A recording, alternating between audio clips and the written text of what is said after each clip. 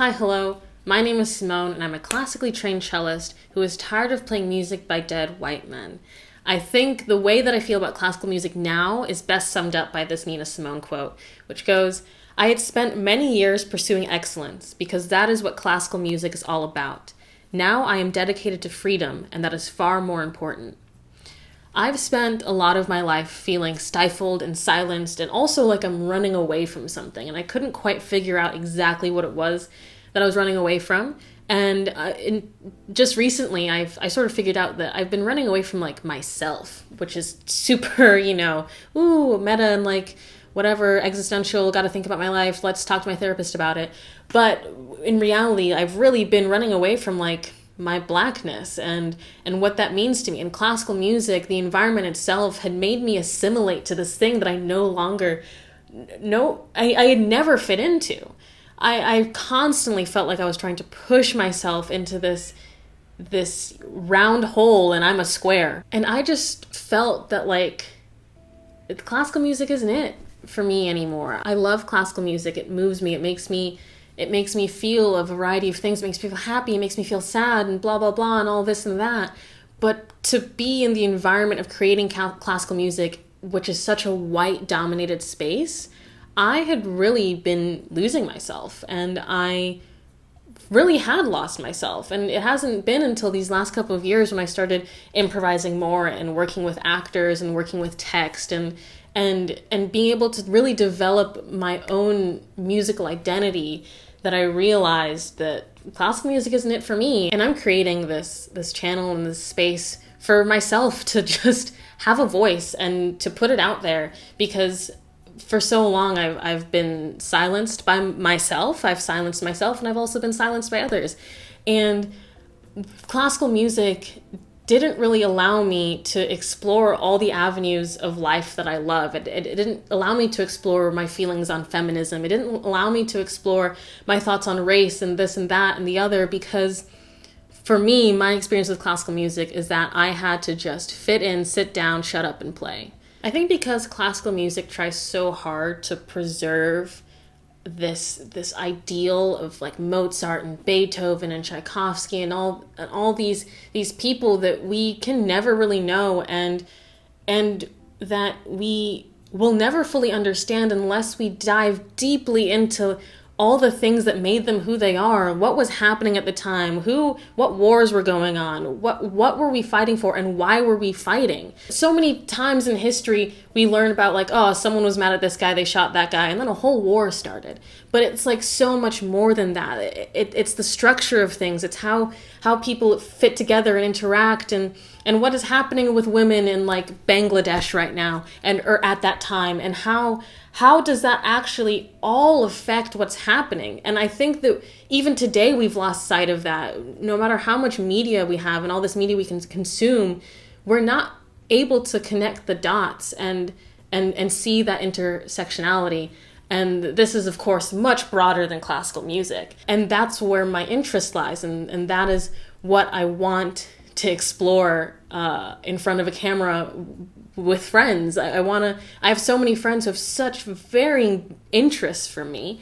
I have friends who were super involved in environmentalism. I have friends who are super involved in feminism. I have friends who are super involved in like opera directing, and all their perspectives affect how they see the world and how they create the work they create and who they interact with and who they relate to. And I think that's so fascinating. And I've not fully been able to explore that in my classical music training, because that's just like not what we do. And I want to change that. And I think that's absolutely stupid. All these feelings for me started stirring up when I started reading Audre Lorde, and specifically The Transformation of Silence into Language, which I got in this little book from Waterstones, When I Dare to Be Powerful. And it's this quote specifically that really hit me and made me want to stand up and shout like from the rooftops who I am and what I want.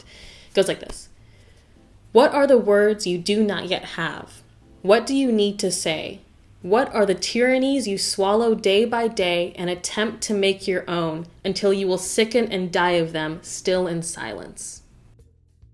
For me, that quote like rocked my world because I had been sitting in silence for so long, so afraid to say anything. I've been wanting to make a YouTube channel for 12 years, and I haven't because I felt that I had nothing important to say. I had nothing valuable to say, and that's completely false. My existence as a Black, queer, non-binary, probably on the autism spectrum person is so unique. And honestly, the amount of YouTubers that I watch who don't reflect me at all is bonkers. And for me to have the ability to make this YouTube video and to make a YouTube channel where I just get to like have fun and discuss the things that are on my mind, like, I would love to see more people who look like me. So why don't I put myself out there for other people who look like me to maybe have something to watch or happen upon? I think that's so important. All of this, Audre Lorde, classical music, being stifled, these are the things that get my brain working and get me fired up and get me wanting to just do something. And I feel like I can make a difference. And I think really that's all of us want to do, is to feel like we can make a difference, because I think we all feel so insignificant at times, and that is just false. We are significant to the people in our circle, but because of the internet and social media, we feel insignificant because we see how small we are.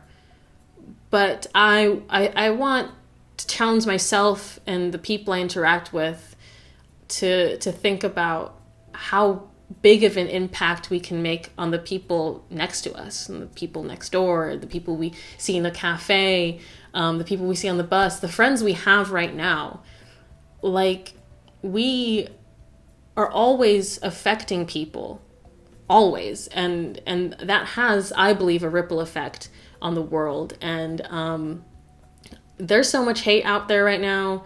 The States is on fire, essentially, and I just want to make it a little bit better. This channel is going to be about me exploring intersectionality, hence the name Intersectional Cellist. I am a cellist who has many other aspects of being a person than just playing this wooden box with strings. So I already have one video that's in the works. We're in like the planning stages with my friend Selena, who's an actress. I met her a couple years ago studying here in Scotland. One day when we were meeting up for coffee, she brought up to me this concept of people policing women's bodies, and specifically her body and how she presents herself on the internet.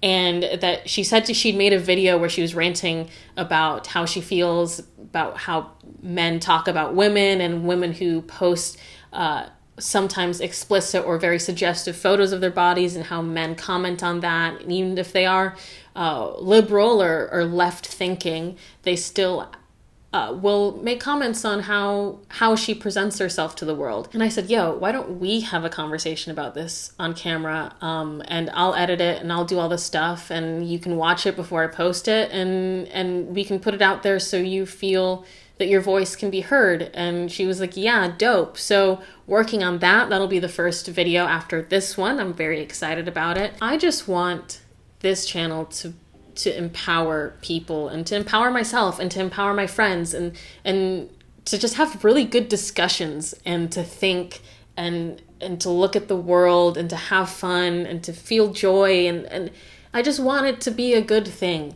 I want it to be a good thing for myself, and if it happens to be a good thing for you too, that's fan-frickin-tastic. So that's that. Please like, comment, share, subscribe. Thank you for watching. I hope you enjoyed it. And please remember to stay safe, wash your hands, stay socially distanced, and be kind to one another. Thanks. Bye.